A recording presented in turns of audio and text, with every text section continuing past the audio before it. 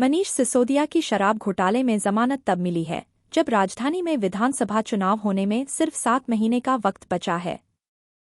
दिल्ली में फरवरी 2025 में 70 सीटों के लिए विधानसभा चुनाव कराए जाएंगे। मनीष सिसोदिया के जेल से बाहर आने के बाद दिल्ली और आप की राजनीति में क्या-क्या बदलाव होगा?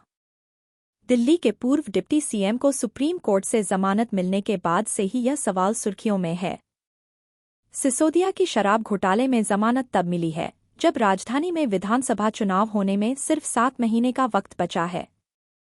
दिल्ली में फरवरी 2025 में 70 सीटों के लिए विधानसभा चुनाव कराए जाएंगे।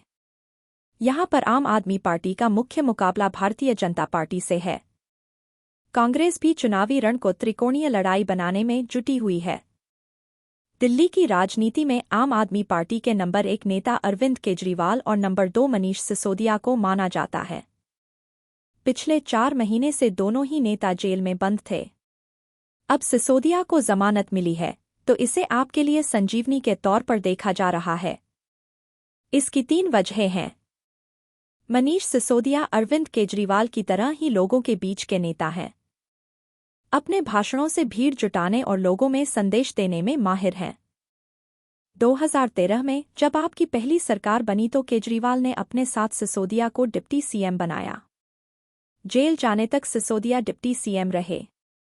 सिसोदिया आपके फाउंडर मेंबर रहे हैं। उन्हें चुनाव लड़ने की रणनीति से लेकर कार्यकर्ताओं तक की पहचान है।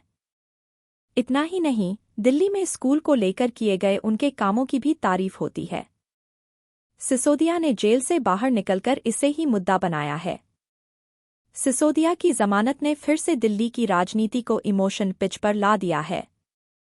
आप सिसोदिया के जरिए इमोशन कार्ड भी खेलेगी और पार्टी अरविंद के जेल में रहने का भी मुद्दा बनाएगी।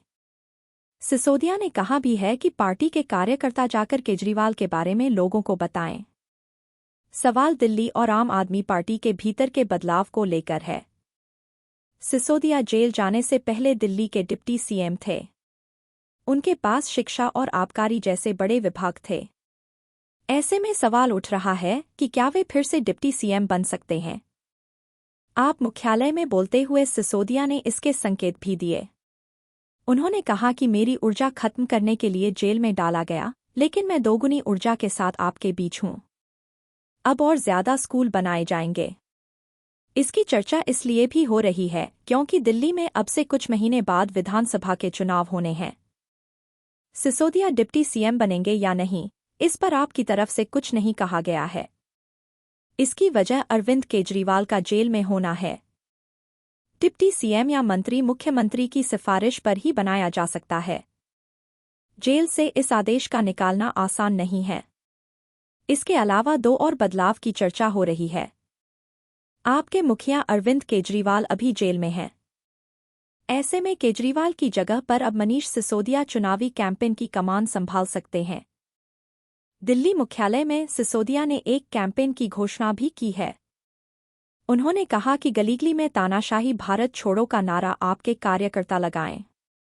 अरविंद केजरीवाल की याचिका पर हाईकोर्ट में 5 सितंबर को सुनवाई होनी है। पिछली सुनवाई में हाईकोर्ट ने ईडी से कई सारे सवाल पूछे थे। आपकी नज़र अब 5 सितंबर की सुनवाई पर है। उसके बाद ही बदलाव से जुड़ी तस्वीर साफ हो पाएगी। दिल्ली में भारतीय जनता पार्टी मुख्य विपक्षी पार्टी है, जो अब तक शराब घोटाले को लेकर काफी मुखर थी, लेकिन पहले संजय सिंह और अब मनीष सिसोदिया केस में जिस तरह से सुप्रीम कोर्ट की टिप्पणी आई है, उससे बीजेपी बैकफुट और आप फ्रंट फुट पर आ गई है। सिसोदिया के जमानत ने भी बीजेपी की टेंशन बढ़ा दी है। हालांकि बीजेपी सिसोदिया की जमानत को सिर्फ एक सामान्य जमानत की तरह बताना चाह रही है, लेकिन आप इस मुद्दे के सहारे 17 महीने का हिसाब मांगने की तैयारी में है। मनीष सिसोदिया 17 महीने से जेल में बंद थे। कार्यकर्ताओं को संबोधित करते हुए दिल्ली आप के अध्यक्ष गोपाल राय ने कहा, बीजेपी के लोग कह रहे हैं कि सिसोदिया को सिर्फ जमानत मिली है, लेकिन हम कह रहे हैं कि सुप्रीम कोर्ट का यह फैसला बीजेपी की जमानत जब्त कराने का लाइसेंस है।